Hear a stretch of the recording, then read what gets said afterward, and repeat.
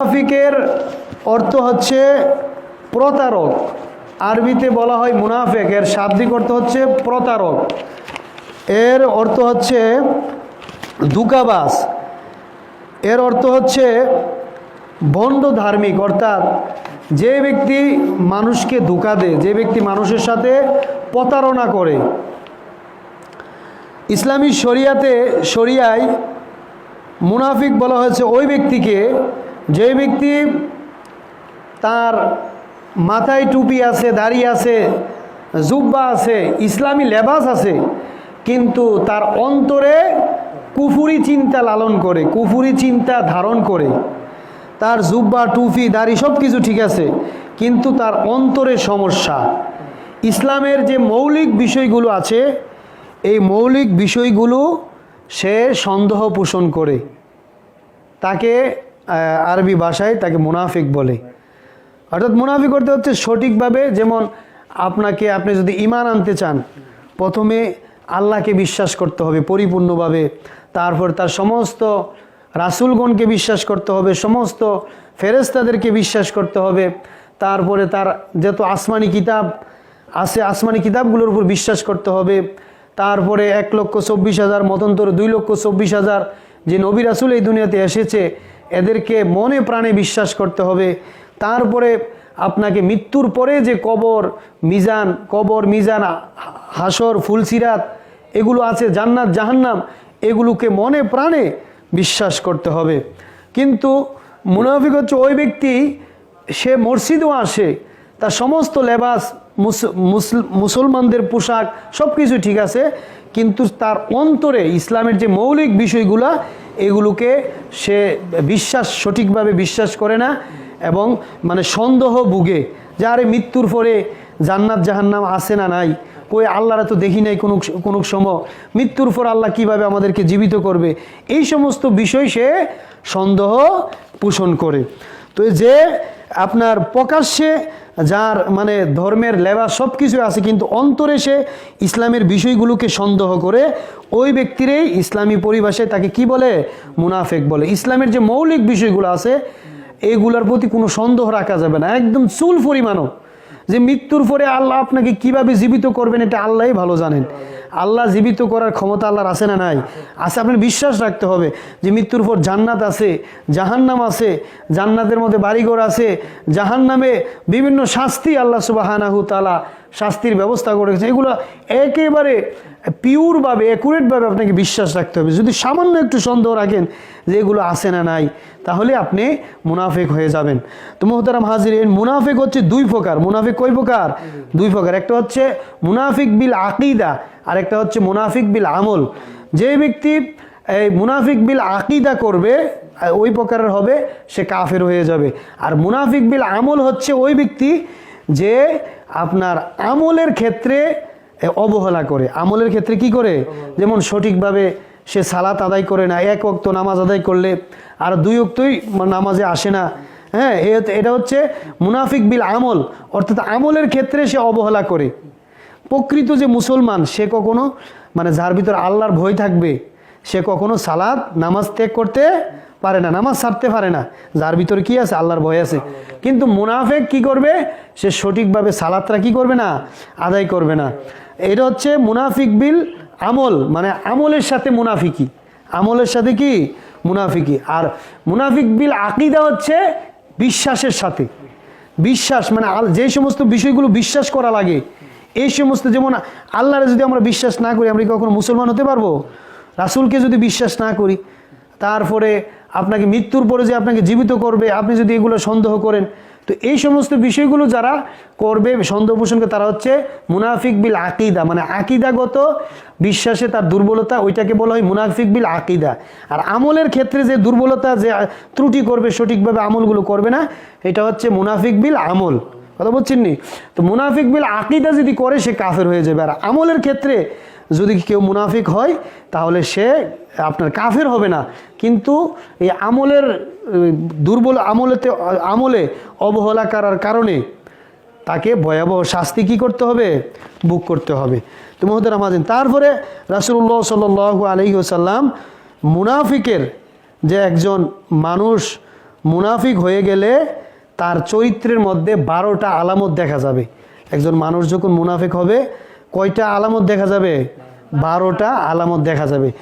12টার মধ্যে 4টা আলামতের কথা একদম সহি বুখারিতে এসেছে। সহি বুখারির 3য় খণ্ড, হাদিস নং হচ্ছে 1160। এই 1160 নং হাদিসে রাসূলুল্লাহ সাল্লাল্লাহু আলাইহি ওয়াসাল্লাম বলেন যে ইজা কানা মান আরবাউন মান কুন্না ফিহি কানা মুনাফিকান খালেসান। যে ব্যক্তির মধ্যে 4টা, যে ব্যক্তির চরিত্রের মধ্যে 4টা অভ্যাস থাকবে সে একদম খালেস মুনাফিক।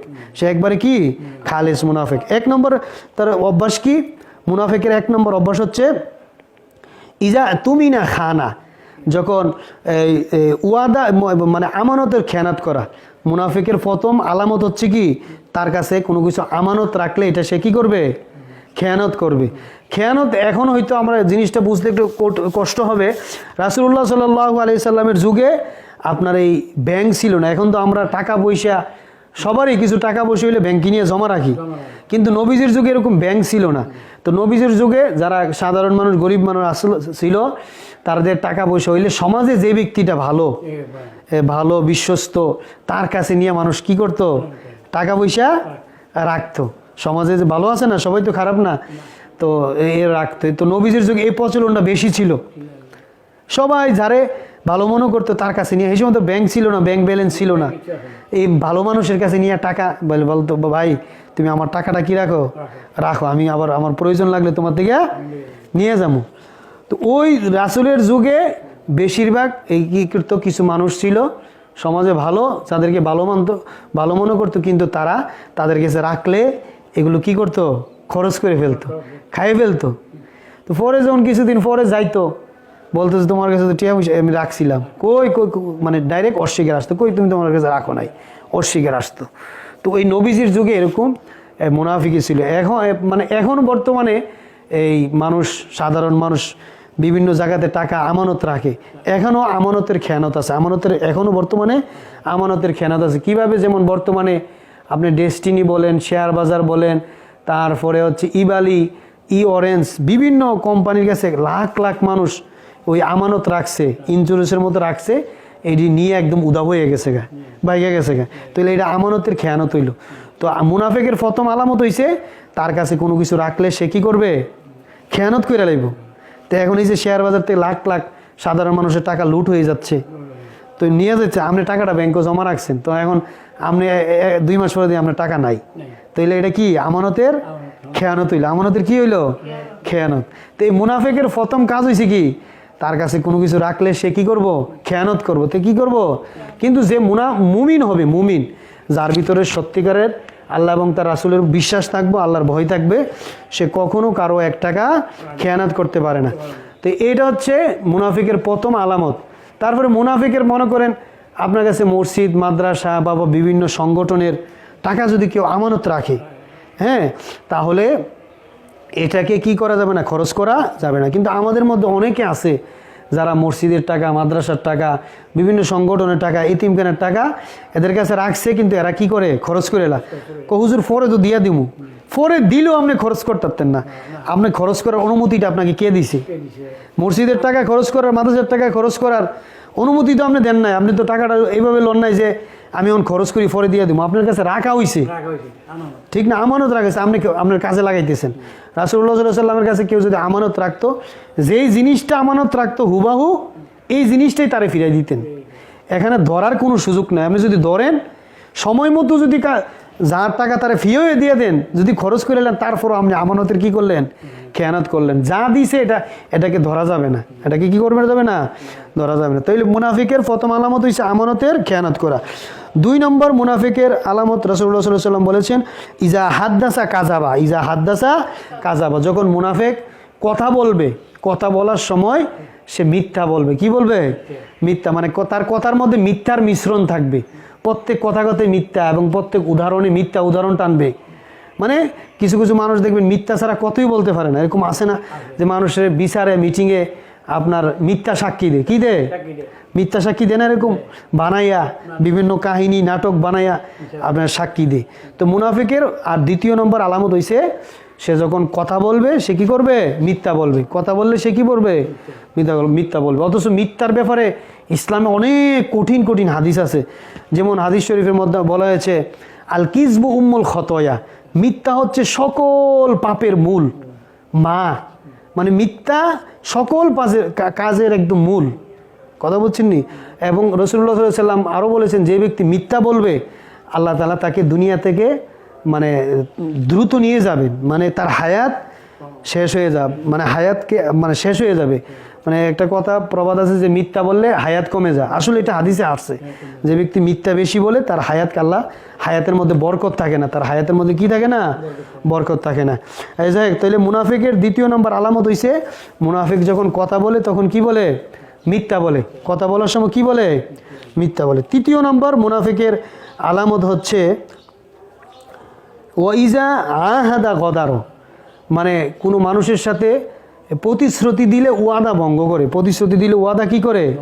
ভঙ্গ করে। বলল যে ভাই তুমি তো আমার কাছে টাকা পাও না, আমি তোমার আগামী শুক্রবার দিয়ে দিব, অথচ কত শুক্রবার যে যা মানে আর টাকার দেওয়া হয় না। তাইলে মুনাফিকের তৃতীয় নাম্বার আলামত হচ্ছে যে মুনাফিকে ওয়াদা রক্ষা করতে পারে না।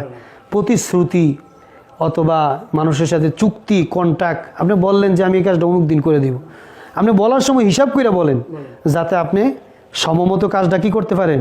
করতে পারেন। আপনি সমমত কর্তার নামে একটা ডেট দিয়ে দিলেন যে অমুক ধরে, পরে আপনি করে দিতে পারলেন না।